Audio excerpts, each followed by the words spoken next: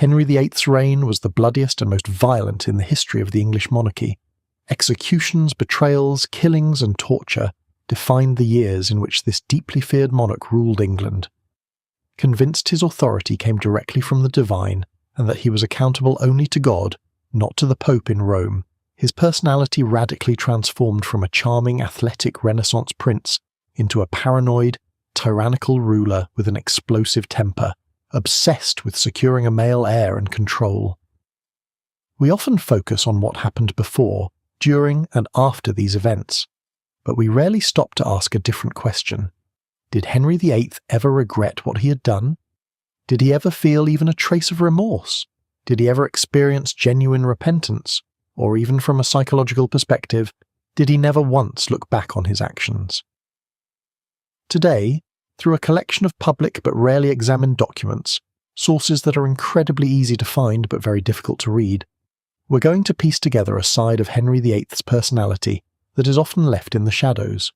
It rarely receives much attention because, understandably, the brutal events are what generate the greatest shock and interest.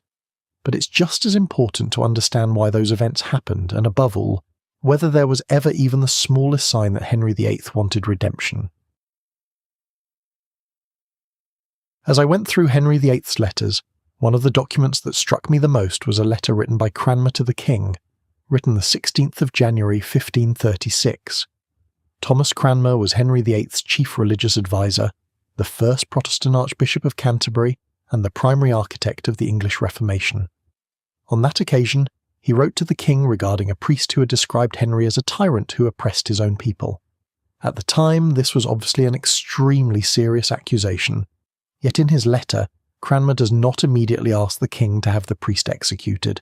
Instead, the letter is carefully structured to explain why the priest had made those accusations in the first place. It describes the severe depression the priest was suffering from, explaining that he believed himself to be damned. It also states that he had attempted suicide several times, and was therefore no longer in his right mind. Let me ask you this.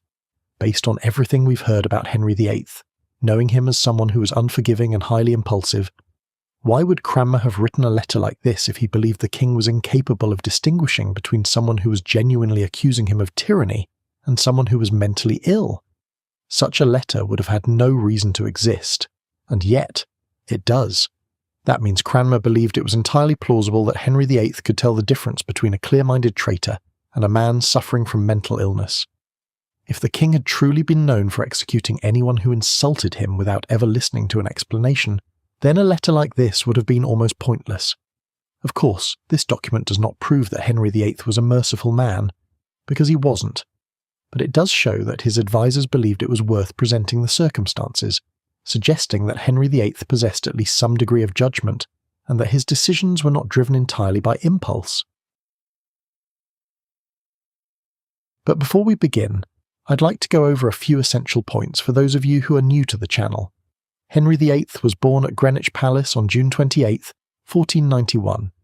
His parents, Henry VII and Elizabeth of York, had already had another son, the Tudor heir to the throne, Henry's older brother Arthur. So as a child, Henry was destined for the life of a prince, certainly not that of a king. He eventually became king in 1509 and ruled until 1547, the year of his death, after the passing of his brother Arthur. Henry VIII's life is marked by striking contrasts in his physical appearance, his habits, and even his personality. We know that as a young boy, Henry was lively, adored by everyone, highly athletic and extremely active when it came to sports. He was also described as a very handsome child, exceptionally tall, with a characteristic red hair that would later become one of his defining features. At the same time, we know that during the final years of his life, Henry VIII had become the complete opposite: obese, irritable, prone to violent mood swings, impatient with everyone around him, quick to anger and explosive outbursts. You could say he had lost all of the beauty and charm that had defined his younger years. Generally, when we picture Henry VIII, the first image that comes to mind is the one from the end of his life: an obese, immobile, furious king. That's because the early years of his life have naturally been overshadowed by the years in which he actually ruled. I say all of this because, even though those are the years we remember most, it doesn't mean Henry VIII was only that man. There's no question that he committed a series of atrocities that cannot and should not be forgotten. And I'm certainly not here to soften his image. It is often said that Henry VIII executed around 72,000 people during his reign. It's a figure that frequently appears in newspaper headlines as well as YouTube videos. Here I'd like to pause for a moment and ask whether those numbers are actually close to reality, and above all, what the reasoning behind them would be if they were true. I can assure you that the figure of 72,000 is a myth. There is no historical or scientific evidence that Henry executed anywhere near that number of people. The claim is that he hanged 72,000 thieves and vagabonds in public squares throughout his reign. I'd like to point out that England's population at the time was around 2.8 million people. Executing 72,000 individuals would have meant killing roughly 2.6% of the entire population.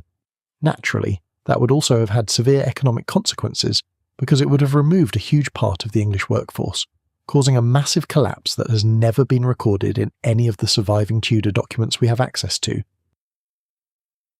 There's also the logistical side of the story. Killing 72,000 people would have required executioners to hang around 2,000 people every single year. That works out to 5 or 6 public executions every day, 7 days a week, for roughly 40 years. You can see how completely unrealistic that is. The real number of executions was certainly not low, but it wasn't 72,000. Henry VIII was still an incredibly brutal and deeply paranoid monarch who executed more people than any other English king. We're talking about roughly 600 to 700 executions each year, for a total somewhere between 20,000 and 25,000 people. But what side of Henry VIII lies behind such an astonishing number of executions every single year? What was it that drove him to do it? The first trait that emerges from Henry VIII's letters is the extraordinary importance he placed on loyalty. Henry VIII demanded absolute loyalty to his person from his court, his officials, and his subjects. For him, it was remarkably easy to interpret someone's actions as an act of disloyalty. Very often they were only minor things, yet he never missed an opportunity to exercise his authority in every possible way, almost as a constant reminder to everyone around him of the unwavering loyalty they owed him because of his power. Almost all the letters addressed to Cromwell or to the king himself share one common thread. Bishops, or anyone else who stood accused, did not simply try to prove they were innocent. Instead, they tried to prove that they had never given the king any reason to doubt their personal loyalty. For example, we have a letter from Archbishop Lee, in which it is clear that he is deeply worried that the king might even begin to suspect his loyalty.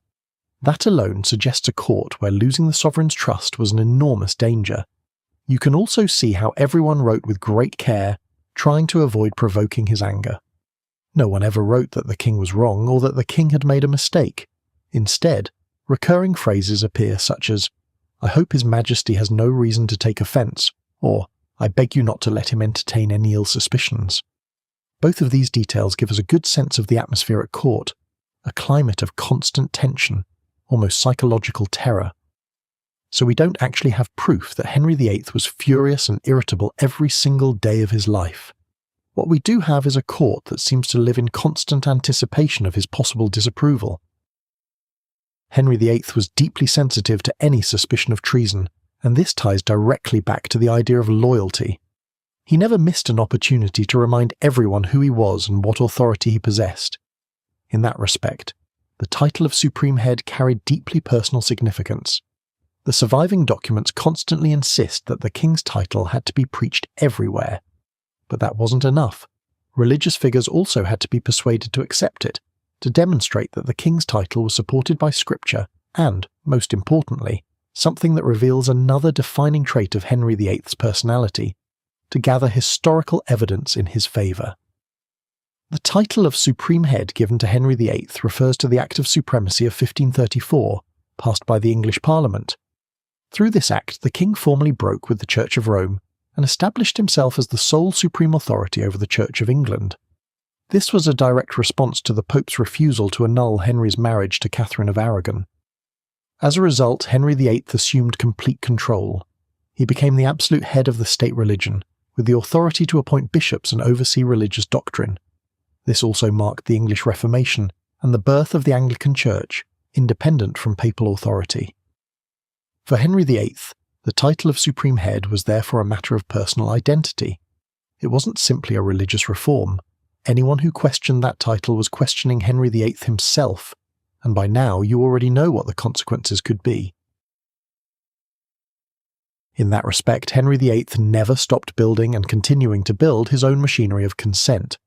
Countless letters instruct preachers to explain everywhere why the king is the head of the church. Henry VIII didn't simply want obedience, he wanted his authority to appear morally and religiously legitimate as well, and I believe that's a crucial distinction. One personal reflection that comes to mind after reading these documents is that Henry VIII almost certainly concealed a deep sense of insecurity. This obsession with control and constant affirmation was probably rooted in something psychological that contained small but significant cracks. Being the first English monarch to break with the church must have placed him under enormous pressure, and it seems that Henry searched for even the slightest hint of betrayal in everyone around him, as though he constantly expected to be betrayed or attacked. The official historical documents also reveal another very important side of Henry VIII, one closely connected to his title of Supreme Head and his obsession with public legitimacy. One thing Henry VIII hated was the image of a monarch acting without justification. That justification couldn't simply be abstract. It always had to be supported by evidence, whether historical proof or collected testimony. Everything had to be accompanied by a legal process, an act of parliament, a legal opinion, and a religious justification. In other words, he never wanted to appear as a tyrant acting on a whim. On the contrary, he cared deeply about presenting evidence in support of his actions. I should point out, however, that the evidence he presented was often manufactured, the result of carefully orchestrated trials, and therefore little more than a facade of apparent legality. Even so, this mattered enormously to Henry VIII. One example that led me to this conclusion comes from several letters exchanged after the death of Catherine of Aragon. They discuss her possessions, and Henry and his advisers were searching for a legal way to acquire them. Henry VIII could easily have seized the property of his deceased wife outright, but instead he preferred to go through an official bureaucratic procedure, revealing his need to give even his decisions a formal legal appearance. This detached, cold, analytical attitude continued even after people died. I found no words of remorse, not even the slightest hint of regret regarding the death of Catherine of Aragon after 1536. Throughout the surviving correspondence, the king always remains remarkably detached and emotionally controlled in his official communications. As many of you already know, the king underwent a remarkable change in personality during the final years of his life. Modern historians have attributed this to several possible causes. Some have suggested he had MacLeod syndrome, a condition believed to cause severe mood swings, psychological deterioration, paranoia, and many of the personality traits we associate with Henry VIII in the final years of his life. The syndrome is also characterized by an adult onset, typically between the ages of 30 and 40, followed by a gradual cognitive decline, including symptoms such as muscle wasting and severe mood swings. Supporters of this theory link this clinical picture to the king's transformation from a young, athletic and cheerful prince into a cruel tyrant who became increasingly emotionally unstable. Another feature of this syndrome is its association with the Kell blood group. It has been suggested that the king was Kell positive, triggering an immune response in his Kell negative wives, such as Catherine of Aragon and Anne Boleyn, which may have contributed to repeated miscarriages and unsuccessful pregnancies. Other scholars, however, argue that the king's physical and emotional decline can be explained more convincingly by different factors, including severe brain injuries sustained during his devastating riding accident at the age of 45, as well as conditions such as diabetes, malaria, or complications arising from untreated infections. There is also another fascinating theory, which attributes his decline to mercury poisoning. This idea stems from a clinical hypothesis connected to the most common treatment for syphilis at the time, a disease that some believe Henry contracted in the early 1500s. Syphilis was widespread throughout Europe, and mercury was the standard medical treatment, administered through ointments or medicinal fumigations. Tudor noblewomen and courtiers also unknowingly exposed themselves to mercury on a daily basis by using cosmetics that contained the metal. However, I should point out that this is the least accepted and most speculative of all the theories. The royal records show no purchases of mercury for the king, and there is no convincing evidence that Henry ever suffered from syphilis. His physical and psychological symptoms are far more commonly attributed to type 2 diabetes, or, if poisoning is considered at all, to chronic lead exposure. The king suffered from severe and extremely painful leg ulcers. To treat the wounds and reduce their foul-smelling discharge, the royal physicians regularly applied medicinal ointments and bandages. Many of the compounds used at the time contained high concentrations of lead. Because lead can be absorbed through damaged skin and open wounds, some researchers have suggested that years of continuous exposure may have contributed to neurological and psychiatric damage. All of these theories share one common assumption, that Henry VIII developed his increasingly paranoid personality as the result of some underlying physical condition or traumatic event. However, during the middle years of his reign, the surviving correspondence portrays a king who was already extremely controlling and already deeply paranoid. And this is a fundamental point.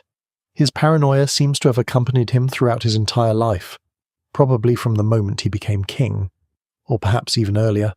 For that reason, I don't believe it can simply be explained as the symptom of a disease. What we see instead is the image of a highly authoritarian ruler who, at this stage, still doesn't display the uncontrollable fury with which he's so often described. He doesn't display the fury, but neither does he display remorse. One thing is certain. In the early years, Henry does not appear to have been a ruler incapable of listening to others, or someone who acted purely on impulse. On the contrary, the letters portray a king who received advice, considered different arguments, like the letter I mentioned in the introduction, and above all allowed his ministers to speak. But this is where the crucial difference lies. Henry is often portrayed as a king who refused to listen to reason. In reality, he did listen. The problem was that once he had reached a conclusion in his own mind, no one dared question it any longer. The moment that happened, dialogue ended and obedience began. That was Tudor England under Henry VIII. We have another letter confirming exactly this, once again written by Thomas Cranmer. At one point he writes, "I lay my opinion before your majesty, but if your majesty judges otherwise, I shall gladly submit with all my heart." In other words, Henry was not the kind of king who simply interrupted everyone and issued orders without discussion. His advisers presented their arguments, but the final word was always his. He listened carefully, but once a decision had been made, he demanded absolute obedience. We're now around the year 1539, and Henry VIII still doesn't appear to be a ruler dominated by rage. More than anything else, he seems like a man who was profoundly aware of his own position and authority. The fear people felt toward him came less from unpredictable outbursts, which certainly became more frequent in his later years and probably existed even then, though less often, and far more from the simple fact that his decisions could not be challenged. This leads us to a conclusion we can make with complete honesty. The English court did not fear Henry VIII because he was constantly furious. They feared him because once he became convinced of something, changing his mind was almost impossible. I'd like to offer another piece of evidence in support of that. In several letters dating to May 1536, when Anne Boleyn was already imprisoned and awaiting execution after her trial, we find one of the most famous letters in English history, written by Anne herself to Henry. In that letter, she naturally proclaims her innocence regarding the charges against her. But at one point she also writes, "You asked me to confess the truth." This is an authentic letter, in which Anne Boleyn reveals that Henry implicitly offered her a way out through a confession. In other words, Anne Boleyn's execution was not simply a physical elimination carried out without any alternative. Henry VIII actually gave her the opportunity to confess to the crimes for which she had been accused. We know today that she was the victim of a heavily orchestrated trial, during which she was even accused of having an incestuous relationship with her own brother. Anne Boleyn most likely refused to confess to accusations she knew were false. Yet it is Anne herself who tells us in this letter that she was offered that option. Then we come to one of the final lines where she writes, "If you have already determined that I must die." Anne seems to understand something fundamental here. The trial may already have become nothing more than a formality. Once again, we find the same pattern repeating itself. Henry listens, gathers evidence, hears testimony, questions people, and once he reaches a conclusion, changing his mind becomes almost impossible. That is one of the clearest patterns that emerges after reading weeks upon weeks of correspondence. I believe everything we've heard about Henry VIII is built upon a solid foundation of truth, but that over time small myths were added, gradually distorting the original picture. The common denominator is undoubtedly his stubbornness, his deep insecurity that constantly drove him to seek validation, even through violence, his iron-fisted rule over England, and the cold efficiency with which he kept the machinery of government functioning, even after deeply personal tragedies, such as the executions of his wives. I can confirm that both after the death of Catherine Howard and after Anne Boleyn's execution, none of the letters that followed contain a single personal remark in which Henry expresses remorse or even the slightest trace of sorrow. Perhaps these were emotions he would never have revealed in writing. But we also have an enormous amount of surviving material, and above all, the events themselves speak volumes. On the very day Anne Boleyn was executed, only a few hours later, Henry VIII boarded a barge to travel to the marriage awaiting him with Jane Seymour. The machinery of the state, and of the supreme head, had to continue operating. The welfare of the kingdom and of the Tudor dynasty came before everything else. As I mentioned earlier, there are two moments in history when it has been suggested that Henry VIII may truly have regretted some of the terrible things he did during his lifetime, after the execution of Anne Boleyn and after the execution of his trusted minister, Thomas Cromwell. As for Anne Boleyn, historians remain divided over whether Henry VIII genuinely regretted sending his wife to her death. We do have some archival evidence, including a letter written in 1575 by the French friar André Thevet, suggesting that on his deathbed, in the very final days of his life, Henry VIII spoke with great sorrow, expressing regret for what he had done after realizing that Anne Boleyn had been falsely accused. Immediately afterward, however, he showed no sign of remorse, and it seems that rather than grieving Anne's loss, the years that followed brought periods of emotional darkness, severe mood swings, and an even deeper sense of paranoia. Ultimately, though, we simply don't know whether this dramatic personality change during the final years of his life was the result of genuine remorse that developed within him, or whether it was caused by something else. What does seem fairly clear is that Henry VIII possessed an intensely narcissistic personality. He was deeply self-focused because he was profoundly insecure, constantly searching for conspiracies and betrayal. People with those traits rarely experience genuine remorse. And yet, there is another episode that begins to challenge that idea, and perhaps even more strongly than Anne Boleyn's case. After the execution of Thomas Cromwell, Henry VIII reportedly spoke words that strongly suggest a form of regret. Thomas Cromwell, Henry's most loyal minister, was executed on July 28, 1540, after falling from the king's favour. His downfall was largely caused by the disastrous royal marriage he'd arranged with Anne of Cleves. That failure gave his political enemies, the conservative nobles led by the Duke of Norfolk, the perfect opportunity to convince Henry that Cromwell was a corrupt traitor and a heretic. Like so many others, Cromwell was subjected to one of Henry VIII's infamous trials, proceedings that offered the accused virtually no opportunity to defend themselves.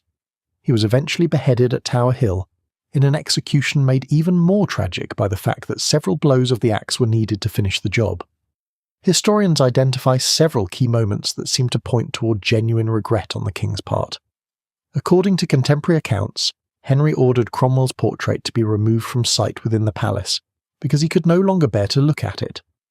The French ambassador reported that the king had become so distressed by the memory of Cromwell that he refused even to speak about him, wanting instead to erase every trace of his existence. He reportedly ordered that no one should refer to him any longer as Lord Privy Seal or Lord Cromwell, but simply as Thomas Cromwell, as though he wanted to strip away his very identity.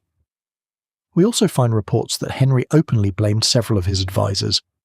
Both the French ambassador Charles de Marillac and the Spanish ambassador Eustace Chapuys stated that Henry accused the conservative councillors, particularly the Duke of Norfolk, of poisoning his mind with false accusations, perhaps driven by a growing sense of guilt that had finally begun to consume him.